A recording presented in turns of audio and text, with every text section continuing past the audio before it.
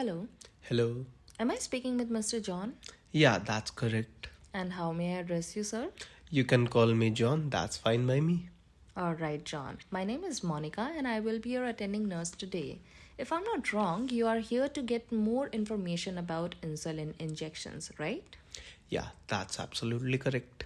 Well, I'll try my best to answer all of your questions today, John.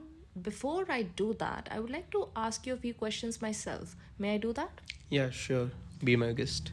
All right, John. So I understand that you were recently diagnosed with diabetes. How are you feeling about that?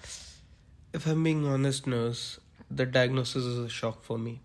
I'm not sure how I'll be able to manage my diabetes. It's such a serious illness. Well, I understand what you're saying, John, but try not to worry. I'll provide you with all the necessary information you need. So, can you tell me what do you know about type 1 diabetes? Well, ever since I was a child, I have always thought that diabetes was caused by eating too many sugary sweets and fatty foods. And I don't eat that many sugary sweets, and I have never eaten anything that fatty. So I don't know where I've gotten this diabetes from. I see. So, what you're saying is that you have always believed that diabetes is caused by consuming too much sweet and fatty food items. Is that right? Yeah, Well, I would like to clarify, John, that diabetes is not caused by eating too much sugar in any form. In fact, it is a condition in which the human body fails to produce insulin, due to which there is excess sugar in blood. But it can be managed with the help of insulin injections. Is that clear? see, right there, there's a problem, nurse. And I faint whenever I get the injections. I don't know how I will be able to give myself those insulin injections every day. Well, I can completely understand your concern, John. If I were in your place, I would have felt the same way. But I want to reassure you that there are many ways to go about insulin injections. You can use insulin pens, which are usually painless, or you can use needles, which I assure you are very small and thin. The whole process becomes easier with each day. That's something that I have realized with my patients a lot. So, will you be willing to try that? Okay, nurse, but that's not my only concern. I'm also worried about the side effects of the whole insulin injection process. I have heard from many people who say that there are horrible side effects from these injections. Is that true?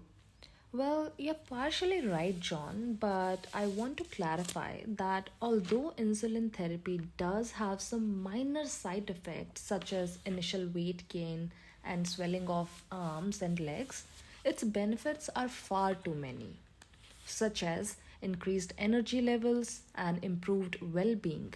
So, we need to understand that the benefits are way too many to be ignored here, and the side effects are actually quite minor, something that you can get used to. Do you understand? Okay, nurse. Then, if that's the case, then I hope that it can cure my diabetes too. Well, I'm afraid that's not possible, John. Insulin therapy cannot cure diabetes, but it can surely delay and sometimes even prevent alarming complications of diabetes, such as vision impairment and poor peripheral circulation. Do you understand? Oh, I see. Well, it's good to have that all this information to me. I'd really appreciate it if you could show me how to inject myself with insulin too. Certainly, John. But before I show you the process in detail, would you like to ask me any other question? No, nurse, you have been abundantly clear. Thank you. All right, John. So, the very first step of injecting yourself is to choose the injection site.